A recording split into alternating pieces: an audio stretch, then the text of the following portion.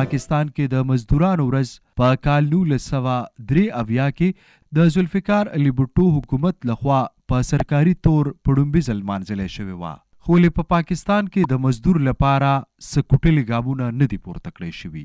که نن هم تاسو ګورئ مزدور په مزدورۍ پسې ورک دی او د خپلې ورځې نه ناخبر دی. مزدوران وایي چې دا ورځ صرف لمانځلو پورې محدوده ده، عملي اقدامات نه پورته کیږي. زما نوم نورزاده دی او زه د شنګلې اوسېدونکی یم او شنګله کوز کاڼه مې کلی دی یونین کونسل هغې پاتې کېږم او دا چې کوم دی اورکزۍ ایجنسي ده او دې کې مونږ کار کوو د دې کولې کار کوو دلته. نو وجه دا ده چې مثال مونږ دلته دا دوه درې میاشتې وویستې او ډېر ښه حالات دی، مثال ګرانیانې دي او غربت دی.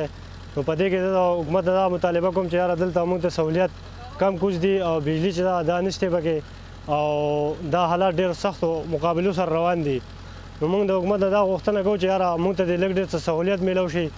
زما نوم روزي تاج دی، د شنګلې یم او تقریبا 22-23 سال نه د کولې مزدوري کوم او نن ټیک ته چوټي دا یو مزدور دی خو موږ غریبي دا څوک ونه کېږي او چې چوټي کوو نو بیا زموږ هغه دیاړي قضا شي او ګراني دا مهنګۍ دومره حد ته رسېدل ده چې هغه چوټي موږ د جمعې پر ورځ هم چوټي نشو کولی، داسې یو چوټي هغه هم نشو کولی. او موږ سره حکومت دا زموږ یو افیل دی چې موږ سره دې څه وکړو. داسې د خیبر پښتونخوا په مختلف کانونو کې د کویلې مزدوران هم دي. د کویلې ماینز مزدوران وایي چې په پاکستان کې د کویلې مزدورانو لپاره هیڅ قسمه قانون نشته. زما نوم محمد قیوم دی، د شانګلې سره تعلق ساتو. دلته په اورکزۍ ایجنسۍ سفر کې د کویلې مزدوري کوو، لهذا وجه دا چې دلته یو مزدور دی. افسوس دا چې زمونږ خو مجبوریانې دي، که چېرته دا مزدوري ونه کړو بیا هم بچي څه خوري، ځکه چې دلته نن دې دورې کې مهنګایي ده. نو مونږ په دې وجه باندې دلته د کویلې مزدوري کوو. سخت کار دی، ګران کار دی، لاندې کوزېدل دي.